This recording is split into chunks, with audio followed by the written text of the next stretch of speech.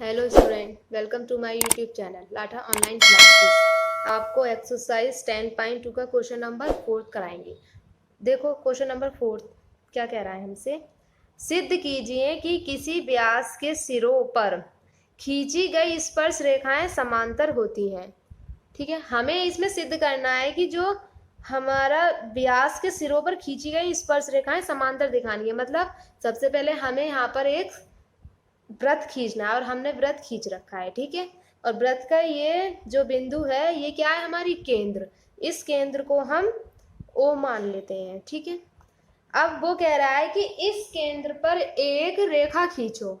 ठीक है, सबसे पहले हम इस पर रेखा खींचना मतलब हमें ये व्यास बनाना है। वो कह रहा है ना व्यास, तो सबसे पहले हम केंद्र से होती हुई इस एक परिधि से दूसरे परिधि तक एक हमने व्यास खींच दी है। ठीक है, ये हमारी व्यास खींच गई। अब वो कह रहा है इस व्यास के सिरों पर हमें स्पर्श रेखाएं खींचनी है जो एक दूसरे के समांतर होंगी। तो देखो हमें दो स्पर्श समांतर मतलब हमें दो स्पर्श रेखा खींचनी पड़ेगी। तो हम इस पर दो स्पर्श रेखा खींचते हैं। ठीक है, ये और दूसरी हम ये खींच रहे हैं, ये। ठीक है, ये है एक स्पर्श रेखा, ये हो गई, दूसरी स्पर्श रेखा ये हो गई व्यास के सिरों पर। और जहां पर ये मिली हैं उसको क्या बोलते हैं, स्पर्श बिंदु। जहां पर स्पर्श रेखाएं हमारी मिलती हैं जिस बिंदु पर, हमने इस बिंदु पर ई मान लिया और इस बिंदु को एफ मान लिया। और हमने इस स्पर्श स्पर्श रेखा को ए बी मान लिया और इस स्पर्श रेखा को सी डी मान लिया। ठीक है, अब देखिए हमें सिद्ध क्या करना है, हमें सिद्ध करना है कि ये दोनों स्पर्श रेखा हमें समांतर दिखानी है। तो सबसे पहले हम लिखेंगे हमें सिद्ध क्या करना है। तो देखो हम यहाँ पे लिखेंगे सिद्ध करना है, सिद्ध करना है, क्या करना है हमें सिद्ध, हमें दिखाना है ए बी ये स्पर्श रेखा समांतर दिखानी है सी डी के। ये जो निशान है ये समांतर का निशान होता है। ठीक है, अब देखिए उत्तर लिखेंगे क्या करना है। देखिए आगे सबसे पहले हम ये लिखेंगे कि हमें क्या दे रखा है। हम लिखेंगे दो स्पर्श रेखाएं हैं, दो स्पर्श रेखाएं कौन कौन सी, ए बी तथा सी डी है। ठीक है, जो जो बिंदु ई और एफ पर स्पर्श कर रही है। ठीक है, जो बिंदु ई तथा बिंदु एफ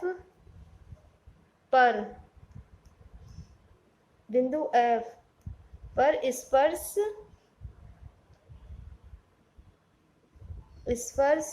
स्पर्श रेखा स्पर्श करती हैं, बिंदु एफ तथा स्पर्श रेखा को स्पर्श करती है। ठीक है, ये हमने यहाँ पर लिख दिया। ये अब फिर मैं 10.1 के अनुसार, ठीक है, फिर मैं 10.1 के अनुसार ये ओ ई लंब है ए बी के।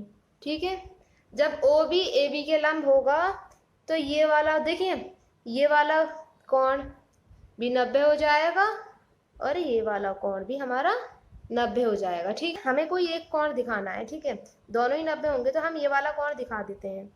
हम लिख देंगे कोण ए ई ओ 90 हो जाएगा। ठीक है, ऐसे ही हम लिखेंगे ओ एफ लंब है सी डी पर, तब ये दोनों भी तो 90 हो जाएंगे। तो हम इस वाले को दिखा देंगे। यहाँ पर क्या दिखाएंगे हम कि डी एफ ओ बराबर है 90। ठीक है, हमने ये भी दिखा दिया 90, ये भी दिखा दिया 90। तो देखो जब ये दोनों एक दूसरे के 90 हो जाएंगे, एक दूसरे के 90 हैं, तो हम लिख सकते हैं ना ए ई ओ बराबर हो जाएगा डी एफ ओके, क्योंकि दोनों ही 90 हैं और ये एक दूसरे के बराबर हो गए। क्यों?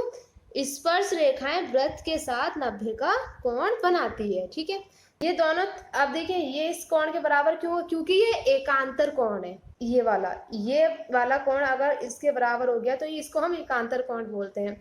और कोई भी दो रेखाएं समांतर रेखाएं तभी कहलाएंगी जब उनके एकांतर कोण एक दूसरे के बराबर हो जाएंगे। हमने देखो ये वाला कोण हमने 90 दिखाए और ये दोनों क्या है? एक दूसरे के बराबर हो गए। जब ये एक दूसरे के बराबर हो गए तो हम यहाँ पर लिख सकते हैं ये एकांतर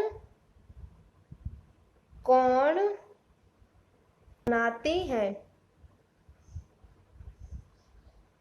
तथा जो